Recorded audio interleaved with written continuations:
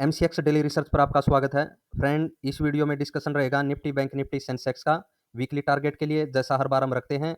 और वीडियो को ज़्यादा लंबा न करते हुए देखिए, आपके सामने आवरली कैंडल के साथ बैंक निफ्टी का चार्ट है।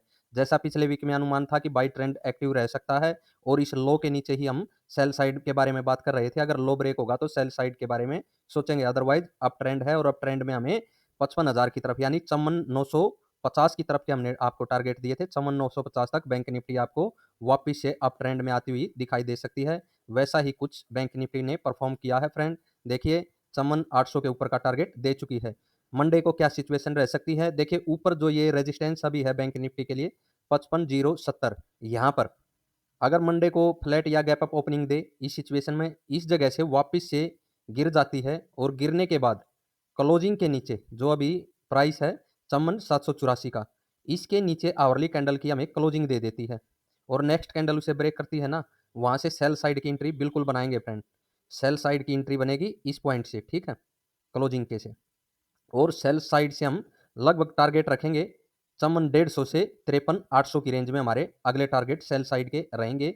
कब? जब यहाँ से बैक होकर के क्लोजिंग के नीचे आवरली कैंडल की क्लोजिंग मिल जाती है। फ्रेंड, उस सिचुएशन में हम 54,150 हमारा पहला टारगेट रहेगा और 53,850 सेकंड टारगेट रख सकते हैं सेल साइड में। यह बैंक निफ्टी की सेल साइड की बात हो गई।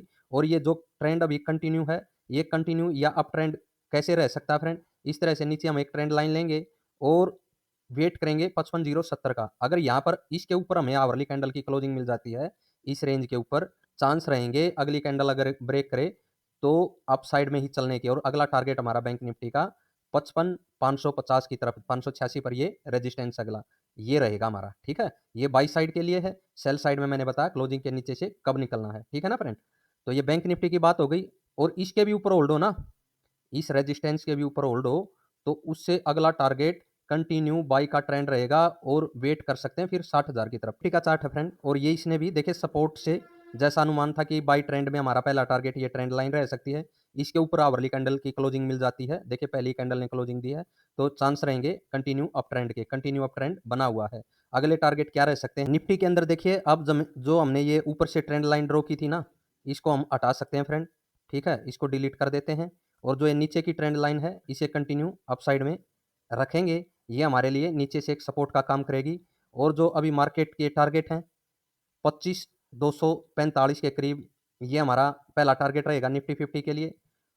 सपोर्ट नीचे ट्रेंड लाइन की रहेगी, इस चीज़ का भी ध्यान रखना फ्रेंड। अगर क्लोजिंग के नीचे यानी कि निफ्टी 50 जो 25,100 के नीचे क्लोजिंग देती है ना आवरली की कैंडल, तो वापिस से टारगेट ट्रेंड लाइन की तरफ रखेंगे। ट्रेंड लाइन एक सपोर्ट का बीच में काम कर सकती है निफ्टी 50 के लिए। और अप साइड का टारगेट हमारा रहेगा 25,240 के ऊपर, ठीक है। ये पहला टारगेट होगा क्योंकि 25,240 से 25,340 ये 100 पॉइंट हैं। फिर से रिवर्सल इस जोन से मिल सकता है डाउन साइड में। तो ये देखना रहेगा 25,340 के ऊपर क्लोजिंग मिलती है और अप साइड में प्राइस बढ़ता है तो 25,600 की तरफ आगे बढ़ेंगे। अदरवाइज यहाँ पर मार्केट डाउन साइड एक बार दिखा सकती है, ठीक है फ्रेंड। ये निफ्टी 50 की बात हो गई। अभी सेंसेक्स की तरफ चलते हैं। अभी क्लोजिंग है 81,898 यानी कि 81,900 के करीब क्लोजिंग है हमारी। और यहाँ पर हमें वेट करना है इस हाई के ब्रेक होने का, जो कि है 82,230 के करीब का ये हाई है। इसको अगर सेंसेक्स ब्रेक करता है मंडे को, अप साइड का ट्रेंड तो रहेगा।